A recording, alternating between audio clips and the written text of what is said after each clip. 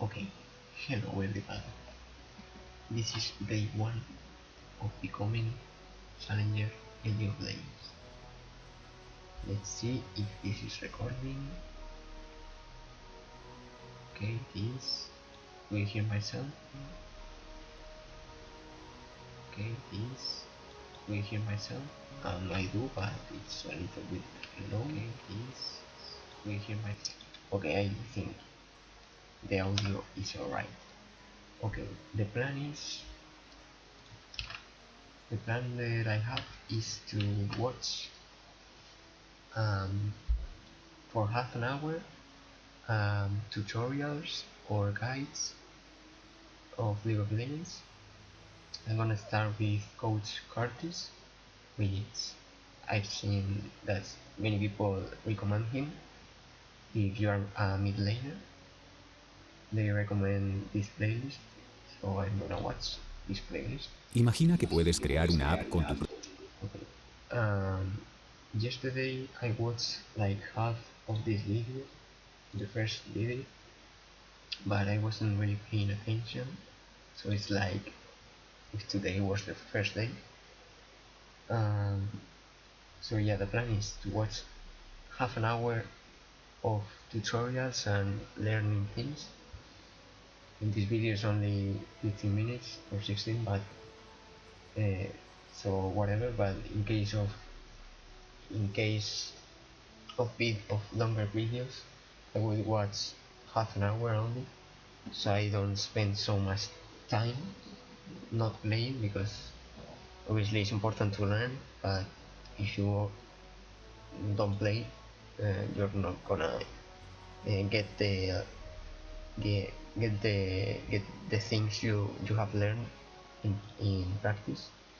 So yeah, I'm gonna watch this video and then play one game, only one game. I'm going to be playing one game every day, only one, because I think that's the best. That's the best for me at least. And then half an hour doing a bot review of that game to see if I applied the things I have learned correctly, and if I didn't, then try to learn from my mistakes, so the next day I don't make the same mistakes. I probably will watch the same video a lot of days. I'm not gonna watch a video per day, so I learn that fundamental or that thing 100%, not only a little bit. And until I don't do it properly, like at least 80% good, I'm not gonna watch another video, because watching video after video isn't gonna work if you don't learn that thing properly. So yeah, that's the plan. I'm gonna be using this thing in case you wonder what this is. It's basically because I wanted to show offline myself, so nobody talks to me and I don't get distracted at all. So yeah, enough talking. This is recording, okay. I'm also live, okay. Fine. This is day 1 of me becoming Challenger from Ironforge. Let's go. Hey everyone, welcome to another video. So today's going to be the first episode of a whole new content series called Mid Fundamentals. So I've had a lot of people ask and actually say, what are the mid fundamentals? How do I improve on them? And you should do a few videos on them. So I thought I'd actually start that today. And I'm still going to be doing my Unranked and Challenger series and all that. I just thought that this would be a really good video to kind of put out there and get a bit of feedback about what you would and wouldn't want to see within this specific series. So trading is going to be the first one we're going to talk about. So you may ask, what exactly is trading and why is it important as a mid laner to master? So trading, in my own definition, is basically the trading of resources like health and mana with the aim of trying to gain some form of advantage. And if you begin to master the concepts of trading, then you find that your games will become a lot more reliable and a lot more consistent. So you may ask, like, what are the different forms of trading? So we have like extended or long trades, where you take a very form of long extended trade using abilities over a longer period of time. Then you have like short or burst trades, where maybe doing one quick ability, getting in, getting out, doing a quick burst trade. Then we have like all-in trades, where you're using everything with the aim of trying to actually kill this person, like trading a bunch of mana, trading a bunch of HP, trying to kill that person.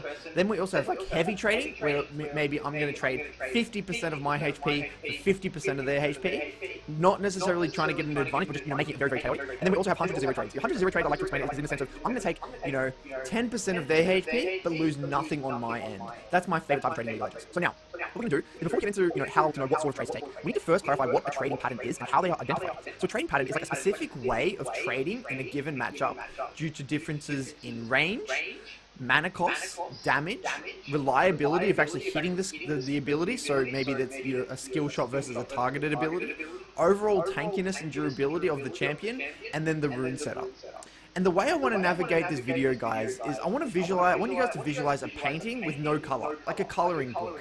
And our goal after each step within this video is to add a little bit of color, and at the end it's going to be fully finished and colored in, and we're going to have a clear picture of what exactly trading is and how to go about it. So the way we're going to do this video is we're going to go through 5 layers that dictate how trades in lane are actually played out.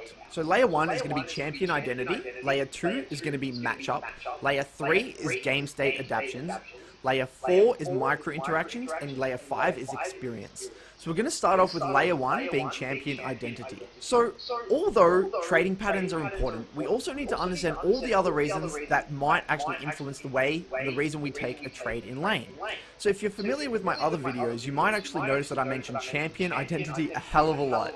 And now you may ask, like, what is champion identity exactly, and what has it got to do with how I trade in lane? Well, champion identity is basically what that specific champion is all about. What sort of fights do they want? What sort of game pace? What are the item spikes they need? What are their strengths and weaknesses of their kit? So given there's technically an infinite amount of ways to play a laning phase out and an infinite ways to take trades, I found that being clear on what sort of conditions you're trying to bring about on that specific champion, given their champion identity,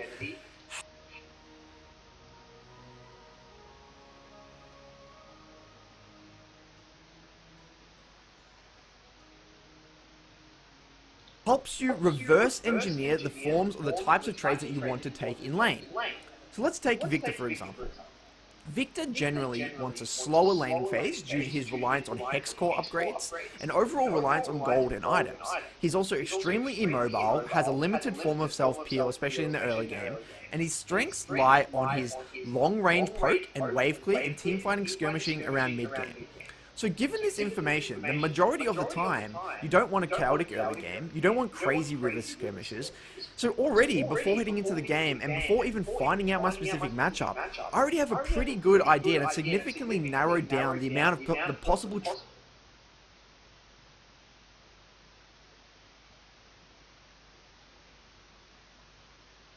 trades I'm going to be taking in lane. Ideally, I want to be having an extended laning phase. Ideally, I don't want to be trading summoners. Ideally, I want to be abusing my range advantage with my E. Maybe this would look like in the form of, short trades, 100 to 0 trades, where I'm not really losing any HP and they're losing a little bit of HP, rather than heavy trading. And the more you play your champion, the more and the better you will start to understand its identity, whether it's subconsciously or consciously, depending on how much you actually care about the given champion. Like, if you don't care about the champion, you're not actually going to want and begin to actually understand about its identity. And if you really want to improve, take the time to reflect on the sort of things that actually happened when you had a great game. Like, when you had a great game, what actually happened? What are the sort of conditions that actually happened? And when, conversely, when you had a really useless game on that champion, what actually happened in that game? What happened to lead to make you feel useless? And then over time you realize, oh, when I have to like enter these crazy skirmishes in river at like level 3, I always am dying, or I get behind after base and I can't get this item, etc., etc. You'll start to realize the sort of conditions that kind of reinforce the champion identity. So maybe you're playing too fast, maybe you're playing too slow, maybe you weren't fighting on item spikes, etc. This is stuff that will start to come about when you actually start to engage in that sort of reflection. So now we're going to enter layer 2, guys. This is going to be matchups. So now that we have like a rough idea about the sorts of things we want to bring about in the lane due to champion identity, we can start to consider the 1v1 matchup. So the matchup will now bring whole nother layer of complexity due to the enemy champion also having their own identity, and this is where we can start to take into account things like range differences, mana costs, base damages, rune choices, reliability of damage. So let's use an example. Let's take Victor versus Syndra, for example. So Syndra is a champion that wants to play the lane a lot faster than Victor. She wants to take heavier trades, set up for kills around 6, abuse her low cooldowns, abuse her low mana costs. She also wants to utilize her Ignite, which is a common summoner due to the speed in which she wants to play the game. Syndra also has great early river skirmish in 2v2 due to her stun and gank setup and early strength. So given this information, we can start to use this to add a little bit more color to our painting. So ideally, as a champion like Victor, for example, would have to respect a lot more in the early game. We would have to take short trades with E and try not to get in range for Syndra to use her entire combo, because that would mean heavy trading. Victor would also want to stay quite healthy and trade accordingly, as he wants to extend the laning phase and get to his Hex Squad upgrades and not really allow Syndra to snowball the matchup. Victor therefore should be very disciplined in the types of trades he wants to take and ensure that the game doesn't really turn into chaos. So a trading pattern may actually start to look a little bit like this. Maybe once Syndra uses Q on the wave, maybe Victor can actually step to the side and look for an E. Or if Syndra misses QE combo, then Victor can potentially walk up and QE auto Syndra on the back end. Victor should also try and time E with Syndra while Syndra's CSing to ensure that Syndra has no way of counter trading. This is all little ways. See how we're reverse engineering what sort of trades Victor should take, given both of these champions' identity and their strengths and weaknesses. So the way to improve at understanding matchup, guys, is to really take time to assess the enemy champion's identity by either playing it or really thinking about it in review or watching videos of that champion being played. It's not too hard to at least have a rough understanding of that champion's identity by stepping it through logically. Maybe have a think about its level of mobility, have a think about its power spikes, have a think about its range, all these things. And over time, you'll start to get a much better idea of what that champion really wants to bring about in a game. Now let's get into layer 3, game state adaptations. So this is where we need to take into account what else is happening in the game. Who else is in the game? Given the jungle matchup and how they interact, the win condition of the team composition, how heavy the side lanes are trading, how vulnerable they are to roams, what objectives are on the map, is there a dragon up, a rift herald, what minute of the game we are in. All of these things alter the way we trade in lane or the way we want to go about our trades in lane. And this is what actually makes League fun and prevents it from becoming boring, even though we play the same map and the same champion every single game. So let's actually run through an example here. Let's take Victor versus Fizz at 10 minutes, where the bot lane is actually extremely volatile. Victor versus fun and prevents it from the way we want to go about our trades in lane. And this is what actually makes League fun and prevents it from becoming boring, even though we play the same map and the same champion every single game. So let's actually run through an example here. Same map and the same champion every single game. So let's actually run through an example here. Let's take Victor versus Fizz at 10 minutes, where the bot lane is actually extremely volatile and heavy trading. Maybe a matchup where it's like Blitzcrank support versus Nami. And Victor also has no bot river control. But we also know that the Infernal Dragon is coming up soon as well. So in this situation, ideally, Victor doesn't really want to be pushing up too much because he's going to make himself vulnerable to ganks and all-ins from Fizz down a long lane. But he also now has to take into account that Fizz can roam to bot lane, which may actually end up leading to an Infernal Dragon on the back end. So now Victor has to make a choice about his trading. Maybe, given the volatility of bot lane and given the lack of bot river control, Victor may actually have to start playing a little bit more aggressively, which will actually lead to Fizz getting chunked and not having the opportunity to roam. So yes, that is going to make him more volatile to ganks, but he actually has to start to push his limits maybe a little bit more, maybe put a ward on one side, lean to a side, and prevent this Fizz from roaming. This is where Victor actually has to maybe use his E and Q a lot more than he would have otherwise. Or maybe he actually just has to use his ultimate on Fizz and the wave just to prevent Fizz from actually roaming and actually chunking Fizz out of lane. But let's just actually say in a different universe where Victor's bot is actually winning and they have full bot river control. Maybe Victor can actually play a lot more calculated and actually save his ultimate for an all-in or save his ultimate for a dragon fight, knowing that Fizz doesn't have the ability to roam anyway. And you can start to see how complex game states can actually get, and therefore how many possibilities and possible adaptions there will be with trading, and that these are the types of possibilities and types of trading you may see in the mid lane. So let's actually run through another whole example. Let's take Fizz versus Orianna, for example, where maybe Fizz has a fed Darius versus Teemo top lane. I know this is a little extreme, but, bear with me here. So Fizz has two options. Fizz can actually continue to play for kills on Orianna specifically, where maybe Fizz would hold the wave on Fizz's side and actually look for an all-in, with Q, R, E down the long lane, whatever. Or Fizz could maybe just heavy trade onto Orianna and the wave, instantly get a tempo base, come back with tempo in the lane, shove out, roam top, and dive Teemo. So these are both two differing forms of trades, which are, both viable, but they're actually taking into account differing forms of I guess, variables in that specific game and actually adapting to the game state. So slowly we're starting to add a little bit more color to our painting here, guys, and you can start to see the amount of differing ways you can play out trades in lane. And this is why it's very important in your review to look at things like this. Look at all these, what are all the variables at play? What's going on the side lane? What's the jungle matchup? And in review, you'll start to see, oh, this game would have been so different if I actually played this lane quite differently. And the main way we can improve at game state adaptation, guys, is actually take time in review to assess why did these things occur in the first place? Why did the game turn out like this?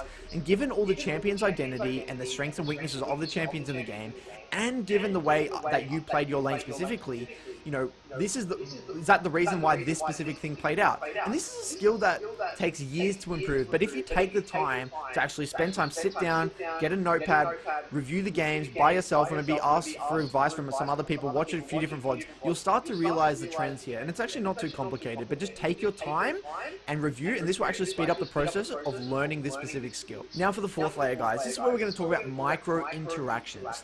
This is generally the main reason why high elo players win trades in lower elo matches. So it's another whole reason why a player might be winning trades in lane, despite a champion disadvantage or despite a counter pick, is just raw micro prowess. So this includes the player's ability to dodge skill shots, maybe by mixing up dodging patterns or pattern recognition. The ability to position in lane better, maybe they're going in and out of the minions, so they're just dodging skill shots that way. Maybe mechanically they just react better to what's happening on the map a lot faster. This includes map awareness or skirmish awareness. This also includes the ability to tether the enemy and to tether the enemy's ability ranges, which actually leads to taking better trades. And this may not seem that big, but the laning phase is actually all about the small details. And this can seriously impact the way lanes actually play out, especially at the higher elos. So this is why matchups that are so skill shot reliant are generally so swayed or heavily swayed by mechanics. For an example, in a matchup like Orianna versus Syndra, where it's all about tethering and skill shot accuracy, the player who generally lands more Qs will start winning the lane. So this is where there's actually two ways to improve this specific skill. You can have an absolute attention to detail and make it a sole focus in the form of like a learning objective, even using practice tool or flash games like loldodgegame.com to actually help you. Or you can let it take a bit of a back seat and just play a lot of games, and over time it will eventually improve, but that way is a lot less reliable. And especially if this is something that you feel is holding you back, you understand the champion identities, your game state adaptation is really good, you understand the matchups, whatever, maybe this is an area that you need to work on, and maybe you just need to work on straight tethering. And the way you would work on straight tethering, again, play these dodge games, this little dodge game, get on practice tool with a friend, do a lot more 1v1s, literally focus on the distance that you're actually clicking as well. All these things will really take time to improve, but trust me, it will pay dividends. So lastly, guys, there's actually a whole nother layer, and this one's going to be experience. So this is a pretty complicated area to explain, and I thought I really would mention it because it does play a pretty big factor, and it is an advantage that's basically just brought about over time. You'll find that players like myself, for example, who have been playing the game for such a long time, don't really rely on winning trades off of mechanics or matchup understanding, although they do contribute a lot to me winning lane.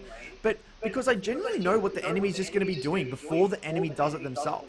This allows me to make on-the-fly adaptations that, I just make independently, a different adaptation every single game, for better trades. And an example of this, for example, is when I'm in lane. I can generally recognize the type of player that I'm versing in the first 30 seconds of the laning phase. So therefore, I know how much I can get away with. Maybe I'll play the matchup differently, knowing I won't get punished. Maybe I'll play a little bit more aggressively or a little bit more defensively, whatever it is. because maybe I see the enemies too focused on CSing. Maybe I see them they're not focusing on CS at all and actually play more defensive. These are things, are trends on pattern recognition that you'll start to see over time with experience, and it's really kind of hard to explain. It's more of like a feel for the game, but I thought it was really important to kind of mention this because you may ask, like, why is a veteran so good at the game? Is it because they understand champion identity so well, the mechanics, etc.? Yes, those things all contribute, but just raw experience is something that plays a massive part. And this also extends to skirmishes, where I will generally know which fights I should and shouldn't attend to because I kind of know how they're going to play out. And yes, this isn't something you can teach, but it is worth understanding, and this is why you shouldn't underestimate a lot of veteran players. And you can improve this skill, I guess, or this is, I guess you would call it game sense, and comes with game experience by just reviewing and really focusing in every single game. And if you just autopilot games, you're not really going to learn as much as if you hyper focus, and hyper focusing will actually lead to better game sense over time.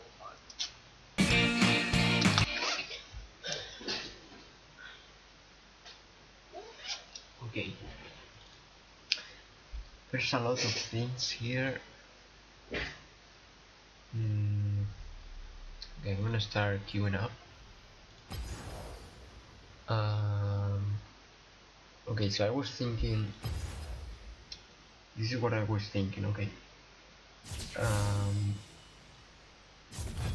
When he said Victor has a long range and all of that, I usually play Zoe, okay. Well, sometimes I remember last year because I played yesterday, but I didn't play League of Legends like since 2024 or so. So basically 1 year ago. But I remember that I used to play Zed, Ari, and Zoe. But yesterday I was playing Zoe all the time because I play a bunch, well, not a bunch, but maybe 4 games or 5. And the first one was with Zed, or Zed. Sorry for my pronunciation. But then the other 4 games I played Zoe. So yeah, I was thinking, when he was talking about long range, I was thinking of Zoe, and I think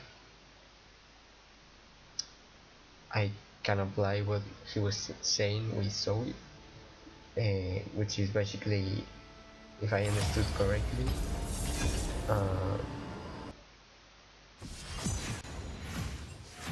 basically play more passive and take advantage of my range.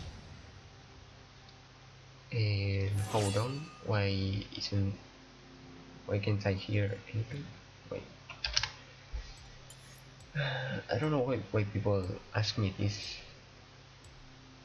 Anyways, I'm gonna ban Nafiri because I remember he was annoying. I don't really know my how do you call it, my counters. I don't know. I just ban whoever I find annoying. I don't know the rules. I just pick one of these, usually the one with the thunder. Yeah. Okay, you cannot hear. I cannot hear the game or anything. Why is that? Oh. No. I think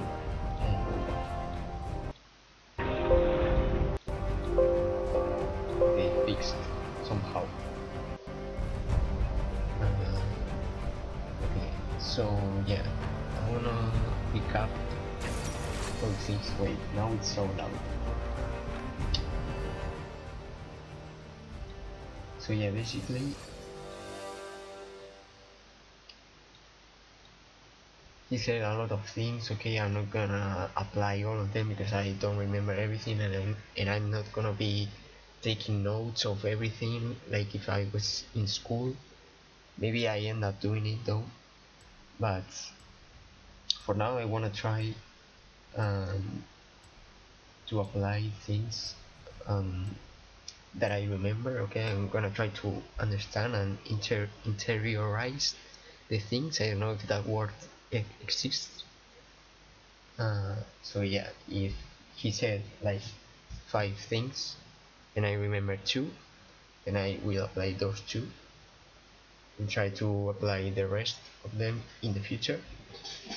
By the way, I don't know if I said it, but yeah, the game is in Spanish and everything is in Spanish because I'm Spanish, okay, and I'm not gonna be playing English, even though I could, because I don't want to, and I'm not here for entertainment or anything. I'm just here to record my progress of learning, and yeah, I'm streaming on Twitch, and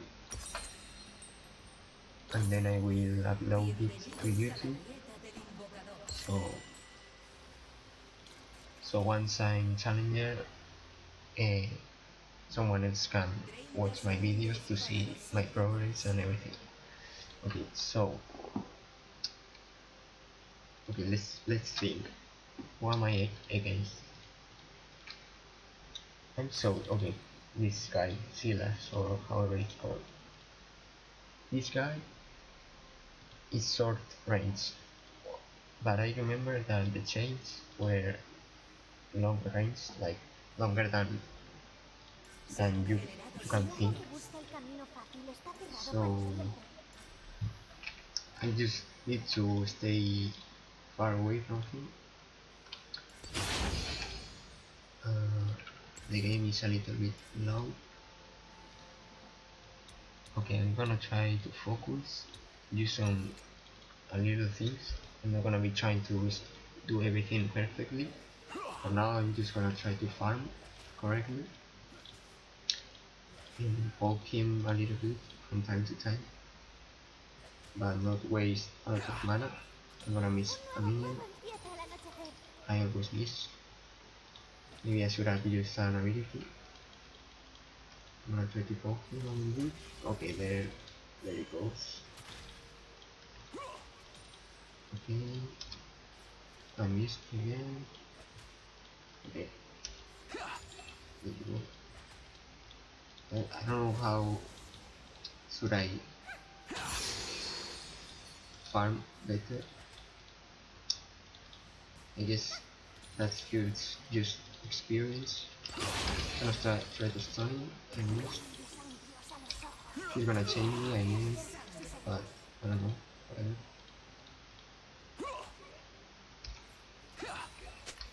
I keep missing the minions. I need to play safe, so I don't wanna, I need to be patient. Fuck, okay. I'm trying to, wait, I'm lagging? How am I lagging though?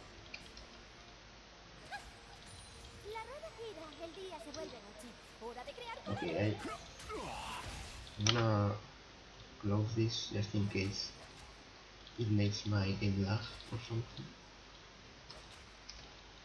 Okay, I keep lagging a lot. Is it because I'm recording?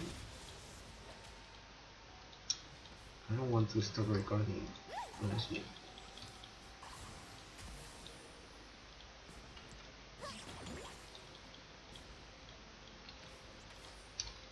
Fuck, I'm getting distracted because of the lag.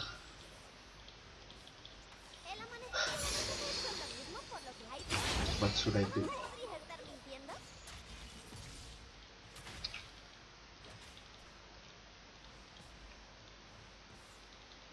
I don't know if I'm lagging because I'm recording or because I'm streaming. Okay, I don't know what to do. Okay, let's see.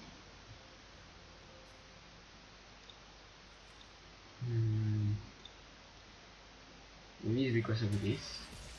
What is this? Okay. I'm gonna close this. I don't think I need this.